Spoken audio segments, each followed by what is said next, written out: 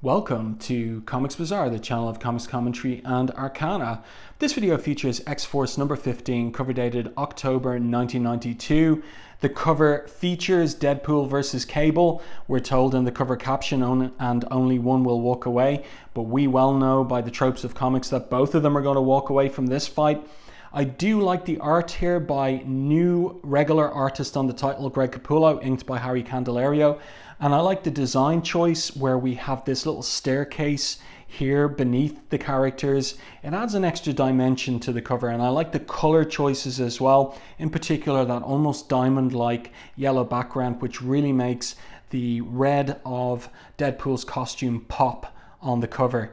Let's open this one up to the first page. We do get a splash page to begin with, and the title of the story is To the Pain, and our creative team is Fabian Nicieza, writer, Chris Eliopoulos, letterer, Joe Rosas, colorist, and Al Milgrom, guest inker. But the big news is the welcoming aboard of the penciling magic of Greg Capullo, who would do just over a year and a half on the title and would be the longest serving artist since the launch of the book with X-Force number 1 and Rob Liefeld's tenure on the work. And speaking of Rob Liefeld, this truly does bring to an end plot lines hatched by him in advance of the next issue, which is part of the Executioner's Song crossover.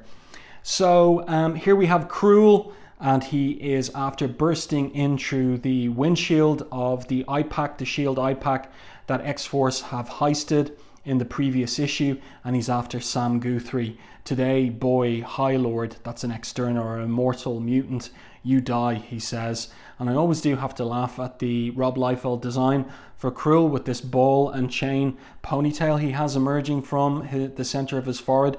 I always find that amusing, as well as his little red shorts as well. So let's get into the story of this particular issue.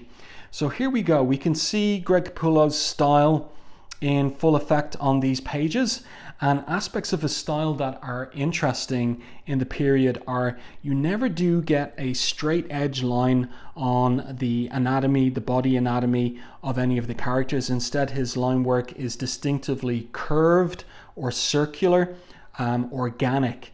Very different from, say, for example, the clones of Jim Lee in the time period, who would have straighter edges on, for example, cheekbones and other aspects of characters' anatomy. But Greg Capullo's style, very organic and very smooth and curved in those lines on the body of characters. Another feature of his work is the way that he draws eyes. They're fairly set back in the head of the character. You can see it a little bit there on Shatterstar. You can see it also there on Richter, and I'll point it out later in the issue.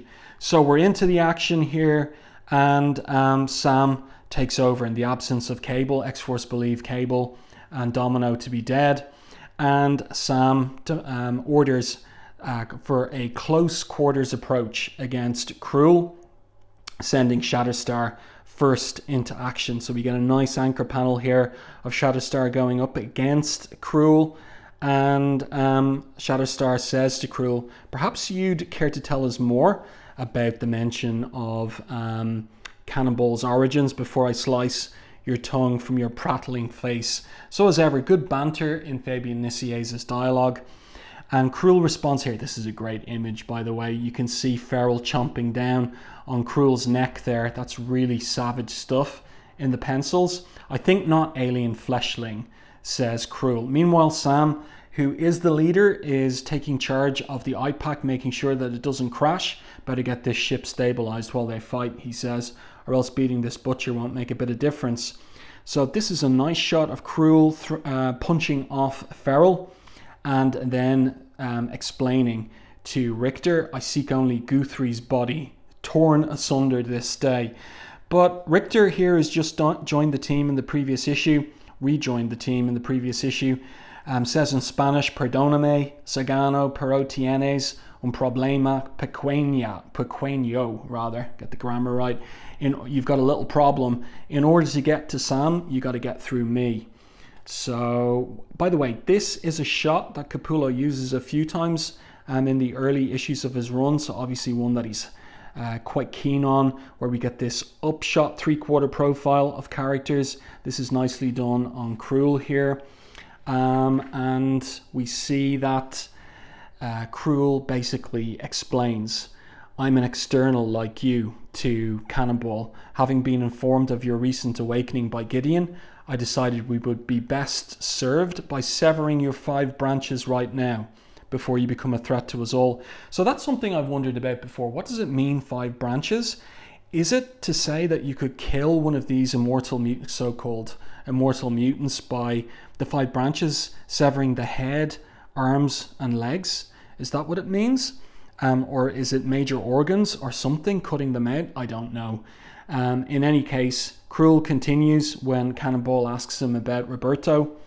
The puppy you speak of, your former teammate, I believe, will soon be dog meat. I just love that phrasing by Fabian Nicieza in the dialogue. And then we get this tight close-up on Sam's eye there, says you, he says. But we also get a nice look at distinctive features of Greg Capullo's style that carry on into his present-day penciling. This particularly large, iris that he draws around the pupils. So the iris and pupil in the eye is usually quite large in Capullo's drawings compared to other artists in the period. And also we see something interesting here in Al Milgrom's inks. These little hook lines, these hatch lines with the little eye hooks at the end of them. And that's not natural to Al Milgrom's inking style. So it says to me that basically that's there in Capullo's pencils. And it is a kind of an exaggerated imitation of a feature, an accidental feature of Scott Williams' hatching style that other artists began to copy as an aesthetic device. So it's kind of amusing to see it there on the furrowed brow of that close-up on Cannonball. But Cannonball then, again in team leader position, gives the order to Richter. Rick, take care of him. So Richter's going to use his vibration mutant power on Crule. Let's turn the page and see what happens next. Indeed he does, and he knocks Crule all the way out of the eye pack onto the ground. And I like that shot and the arc of his fall as well to the ground, that little tiny figure there that's going to hit those mountains hard. So Boom Boom worried about whether the action there killed Crule, because of course Boom Boom is a student, in a manner of speaking, of Charles Xavier, at least Charles Xavier's ethos, much like Cannonball himself. And so that ethos is one that does not permit killing, unlike Cable, who countenances it. And Cannonball says, I really doubt it, that he's dead. I'm sure it takes more than Rick's vibe blasts or that fall to kill an external. And here now we get an interesting panel, an open border panel with all of the team members on a basic horizon line here. And we get to see in this image a feature of Capullo's art that is very different from either Rob Liefeld's or Mark Pacella's on previous issues of the title. And can you see it? That is that the characters are more aligned to normal human anatomy, in particular in terms of how tall they look. So in Rob Liefeld's exaggerated anatomical style, characters look like they're 10, 12, 15 heads high. But here we're getting closer to more like 6 or 7 heads high. So it still is heroic proportions, but not so exaggerated as with Liefeld and Pacella. So we get a little catch up about Roberto da Costa and how he left the team before they left Xavier's, and also Cannonball putting it together regarding Gideon, that Gideon is a mutant who mistook Bobby for me, that is an external, which means he's in trouble now. I know there's no love lost between y'all and Bobby, he says to the whole team, but he's still my best friend, but I could sure use your help in rescuing him from Gideon. So everybody agrees to do that because, they're all they have. That is to say, they have each other and no one else. So they're in for the rescue. And then Cannonball orders Teresa, or asks her, I suppose, to take them to Denver. We're going to go pay Gideon a little visit.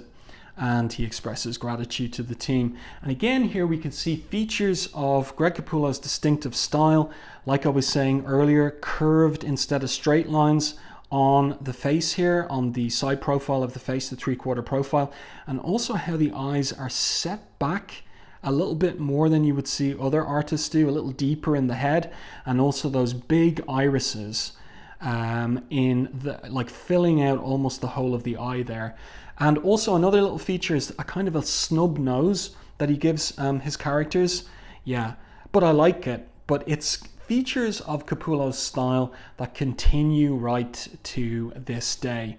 And then we get that bottom panel there, a nice little device for budding artists to use, where we've got a tiny little eye pack there and the silhouette of the mountain range as the eye pack makes its way to Denver. And then we're going to get a scene switch, and we pick up where the previous issue ended, which is in Tolliver's mansion in Sicily. And what happened was that Deadpool apparently killed Domino, but Domino isn't Domino. This is the real Domino that's been a prisoner of Tolliver for 12 months, while this is Vanessa, a shapeshifter who has been pretending to be Domino and has been feeding secrets back to Tolliver, but she stopped as her loyalties switched from Tolliver to X-Force. But now apparently she's dead, so we can see her bleeding there out of her mouth, killed by Deadpool at the end of the previous issue. And here is Tolliver. Actually, look at him up there watching proceedings from the top of the staircase, and he is delighted now that Cable is going to be killed by Deadpool, or at least that's what he expects. So now we get what's promised on the cover, which is a fight between Deadpool and Cable. And we get to see both of these characters moving around in very distinctive styles of body movement. So we've got Deadpool moving rather like Spider-Man, and we have Cable in his much more heavier fashion of moving, pulling this electrified blade from his boot and moving in there to stab Deadpool. So pretty nice work on this page by Capullo. And let's continue. And we see the fight continuing. Cable basically not holding back and ripping Deadpool across the chest there. And this is a nice little sequence where he says, "No blades, no guns. Let's play this out mano a mano, hand to hand. Or maybe it'd be better put mano a cabeza." So hand to head, my fist on your face. I like that close-up, that kind of top angle close-up on Cable's face there. His grimacing set jawline there till the fat lady sings. So he is punching Deadpool into a pulp, and Tolliver's watching from the top of the staircase, and he's about to exit. So nicely done here. And by the way, another thing to comment on is how Capullo moves the camera angle around. So we've got a close-up here, then we've got a pull-back top-down angle, then we've got a shot of Cable punching Deadpool in the jaw, then he pulls out again, and we've got everything in silhouette except for the X logo on Cable's costume, then a tight close-up on Cable's face, and then back out again for another punch. And he's pulled that arm back, and then he sends it flying in for a punch. Nicely choreographed, this fight, and also Capullo moving the camera angles around to keep it interesting and varied for the viewer. Now, there's a little bit of confusion here because we should really be able to see Deadpool on the ground here before Cable goes up to free Domino, and he's still trying to process that this is the real Domino and that this was a ringer, and she's asking to be taken out of the restraints, but then warns him, "Behind you." So Deadpool's up again, and he slashes out with his sword and seems to hit these electronic manacles that are holding Domino imprisoned, which is relevant on the next page. And then he goes in and he kicks Cable in the head all the way into this wall. Cable then kind of charges out from beneath Deadpool, but Deadpool seems to have the upper hand at this minute, and basically puts edge of his sword on Cable's neck. But then, and you see here the storytelling is a little unclear again on this page. We have this small panel here with the sound effect, Scrafoon. But what's happening? Well, it turns out that Domino's gotten free and she's gotten Vanessa's gun from the ground and shot Deadpool in the back and opened a big hole up in his back as well. So she explains, Deadpool's sword sprung me. We saw that in this panel. Vanessa's gun iced him. There's her gun on the ground. Pretty ironic, huh? But this panel here really doesn't communicate her getting free. There was a different way to lay out this page. And I think that Capullo's choice here is a little confusing for the reader. But in any case, now we get a little bit of the kind of relationship, the friends with benefits relationship between Cable and Domino. I'd like nothing more right now than for us to go do something private, something relaxing, something only the two of us could do together. And her response is pretty funny. How about we go find Tolliver and blow his face off? Oh yeah, that's Domino all right, he says as he follows her up the stairs. So we're going to get a scene switch. By the way, before I move on, I like this borderless panel as well, featuring Domino freed from those manacles. It's nicely done. And again, we get to see how Capullo's human anatomy is not as exaggerated as the likes of Liefeld or Mark Pacella. The proportions are much closer to normal anatomical proportions.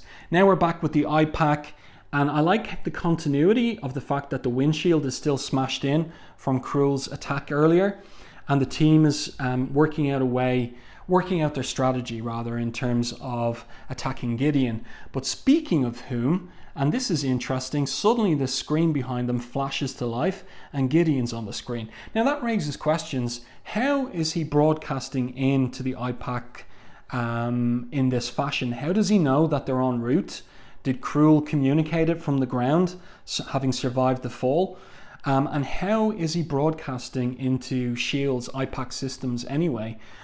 Is the implication that he has some kind of backdoor into S.H.I.E.L.D. tech for some particular reason? Then we get a big close-up of his head here, and again this is distinctive of Greg Capullo's style. It's kind of a big baby face that he has, especially around the forehead. He's got this big broad forehead, and again those eyes that are quite small and inset, and the big irises as well, taking up most of the space of the eye, distinctive of Capullo's style. And again, like I was saying earlier, no straight lines, all the lines quite curved on the face. So features of Capullo's style. So here he is greeting them, good afternoon, dryly, humorously. I understand you want Roberto and you want me. So he says, you can't have both. Yeah, he must have gotten that information from Crule. If you come after me, I assure you, your friend will die. So Cannonball makes the obvious point, not much of a choice, is it? Where's Bobby? Ah, here's the choice, says Gideon. I will tell you where he is, Sam, only if you promise to never again interfere in matters concerning the externals.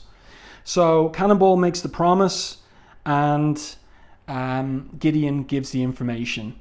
Currently, he's preoccupied with a series of experiments taking place at an Ofra Industries research facility in the deserts of New Mexico. Now, I like the stylistic choice here of having most of Cannonball's figure in black, except for little details of his costume and his goggles up there on the top of his head. So then the scene switches to precisely that research facility, and here we have Roberto being experimented on / tortured, and what's happening is that they are testing the limits of his energy absorption capacities, and he's in over 3,000%. So either he's going to pop or die, or what's going to happen, but it doesn't look pleasant what the experience he's having. And at least they've given him a pair of trunks as well to what would you say, cover his modesty at the very least. So, and then later on, the iPack arrives. The team jumps out of the top. This is like a Rob Liefeld trope to have like X-Force members jumping out of a shuttlecraft. So we've got a little callback to that, and this is Greg Capullo's version of it. And you can see here that he's doing Warpath. Warpath looks big, but not as massive, not as exaggerated as Liefeld drew him. Pretty good shot of Cannonball there as well. Let's go, he says. So they burst their way into the facility, just 3 panels on this particular page. And who are they tackling except for civilian scientists? And Warpath, well, Teresa calls them here, Siren calls them bunch of losers. And I like what the dialogue that Nicieza gives Warpath. They're just scientists, Teresa, give them a break. So then Warpath makes a discovery as he's smashing through the facility. They've found Sunspot. So there he is. Cannonball sees that there's a big problem, that Sunspot is overloaded. And he tells Warpath to get away because Cannonball's blast field will protect him from the energy he's releasing. But you're defenseless, he says. So he carries Roberto way up into the sky, and boom, boom, twigs that it looks like it's about to blow. Something is about to blow. And interesting here again, the choice of having the tiny figures here on the ground, and it gives us this sense of scale and perspective as they fly way, way, way up into the atmosphere. Roberto here feels like he's going to burst, and Cannonball heroically says, I'm not going to just leave you alone to die, Bobby. Then my friend will die together. It would have been nice if we had a page turn for this. The big explosion, huge anchor panel here of the team on the ground. Nice Dutch angle, tilted angle there. Everyone looking really well. Great command of anatomy that Capullo has. And of course the question is Cannonball dead? Is Sunspot dead? No. So they have survived and everybody's okay. And Shatterstar asks, well, what's our next move going to be, Goo 3? And Cannonball doesn't know. So interesting here again, you get to see what's distinctive of Greg Capullo's style.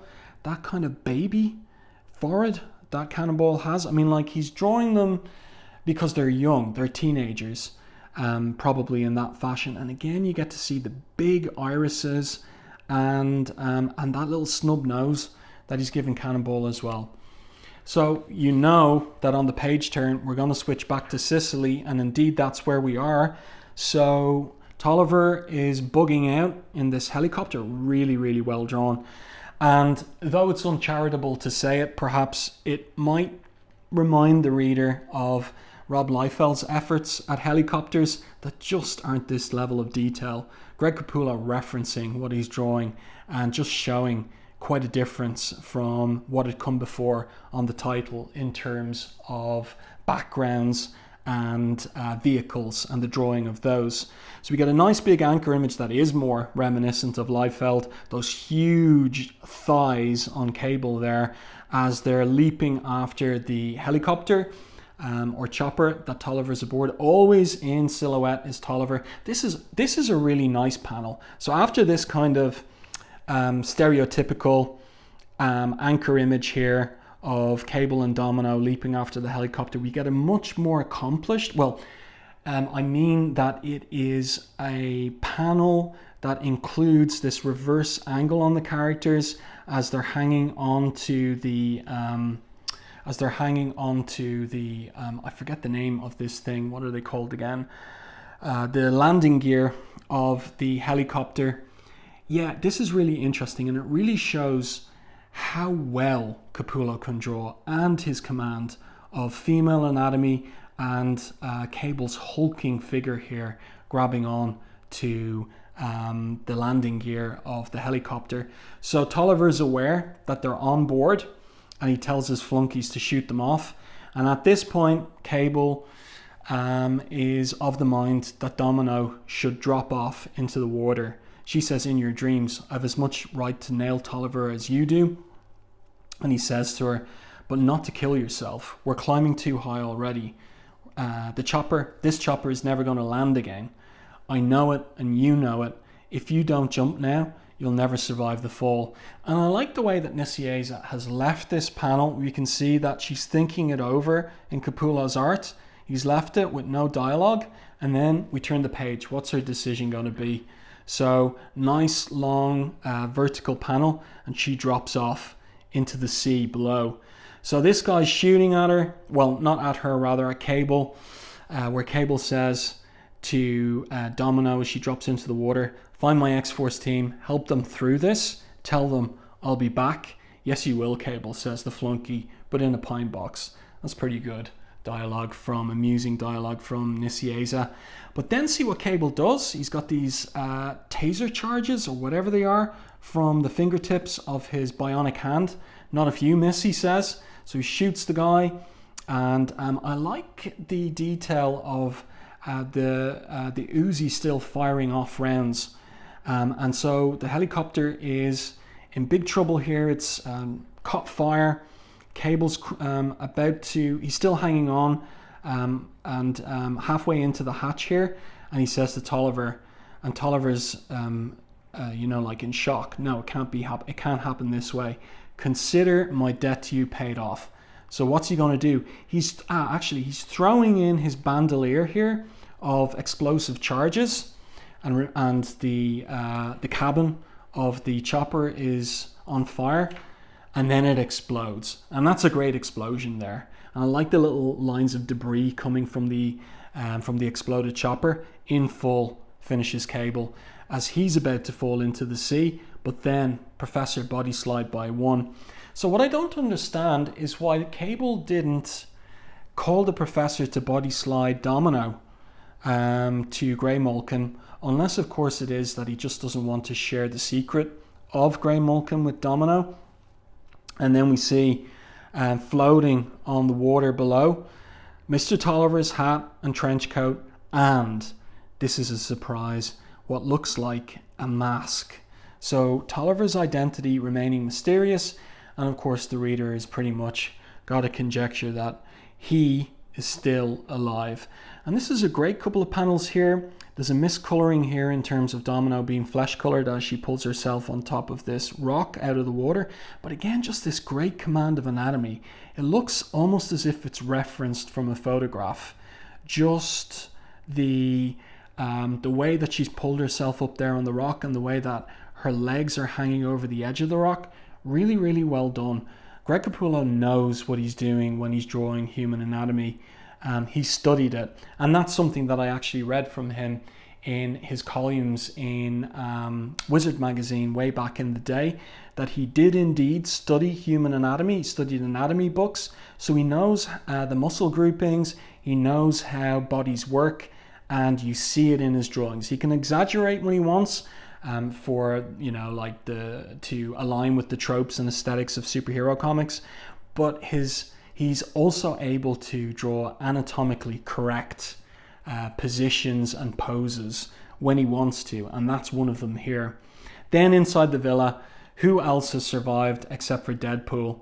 And he says, man oh man, Peter the dog tagged me but good. That's a funny reference to Domino and her eye patch, or eye tattoo, but not good enough. Where did everybody go?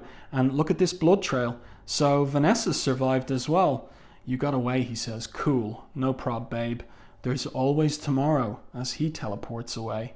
So Deadpool's got a teleporter too, same as Cable. Speaking of Cable, let's turn the page, and there he is aboard Grey Mulkin. And this is a reveal at the time. Grey Mulkin is a ship in orbit above the Earth, but this was a surprise to readers at the time who didn't know what its location was. And the Professor, the AI computer of Grey Mulkin, addresses Cable here. By the way, this is a great shot of Cable as well, this great kind of upshot angle on Cable, and he takes off his armor and moves into this pod here, asking for set synth skin repair mode, patchwork only. So then we've got his face restored. It's been pretty much torn off for about 6 months in publishing time, and now he's got that synth skin back and a little color hole there on his flashing eye as well. But the Professor asks Cable, why are you so despondent? The children are safe, the real Domino is free. Tolliver will no longer be a problem. Well, that remains to be seen. Cable responds and says, because it hasn't worked out the way I thought it would. I haven't made any difference whatsoever, but that's all going to change. It's time for me to stop being the prey and for the hunt to begin. Nice close-up on his face there, and that grim determination on it too. And this, by the way, is a setup for the next issue, Executioner's Song, but most particularly for Uncanny X-Men 294, where it seemed like appeared like Cable was hunting Professor X for some strange reason. Hours later, the Camp Verde Apache Reservation in Arizona. So this is Warpath's home and the site of a massacre, and the IPAC has landed there. It's pretty much a junkyard that they've landed in. I really, really like the detail of the cat here on the side of this junked car, and the headlight that's falling out of the aperture here. But the cat looks so lifelike, and that is really difficult to do, to draw a cat in comics that doesn't look like a cartoon cat but looks like a real cat. So well done by Capullo. And just like the detail on the headlight as well, like that is referenced. That's really, really good stuff. So then we've got them joking about the places they're from. Shatterstar saying, reminds me slightly of my home world. Teresa Cassidy saying, was thinking the same thing, sort of like Belfast on a dreary day. And Farrell has to get in on the banter too. Smells like the South Bronx to me, she says. But Richter arrives with the news that Roberto is all right. Here he is. He switched to his human form, and Boom Boom introduces him as the newest member of X-Force. He's humble about it. If you'll have me, after all I've done to you, my betrayal, I'll be forever in your debt. But they're happy to have him. Warpath says, well, they're happy to have him, but Warpath says, well, not to ruin such a hallmark moment, but now that we've all made it through today, what are we going to do tomorrow? And again, remember what I said earlier, this is the end of Rob Liefeld's plot lines that go, this story goes all the way back. It's run continuously from X-Force number 5. It's over now. That's over. So moving on to a fresh chapter that Liefeld has nothing to do with whatsoever.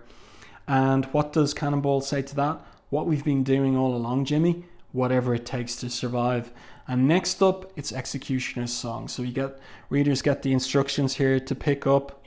Hopefully readers at the time had deep enough pockets to pick up Uncanny X-Men 294, X-Factor 84, and X-Men 14 before coming back for X-Force number 16, because of the mega crossover Executioner's Song. And also there's an advertisement, hope those pockets are very deep, for the 2-part miniseries Cable number 1. Again, that was supposed to have been plotted and drawn by Rob Liefeld, but he's gone. So it was written by Fabian Nicieza and drawn by John Romita Jr. in the end, but they still did the 2-part miniseries. There you go. There's no room for any letters pages in this particular issue. I do hope that you enjoyed this commentary and review of X-Force number 15. If you're interested in my reviews of X-Force 16, 17, and 18, they already exist on the channel, along with reviews of all the different parts of Executioner's Song. Let me know your thoughts on this issue in the comment section to the video, in particular your thoughts on Greg Capullo as the new regular penciler on X-Force.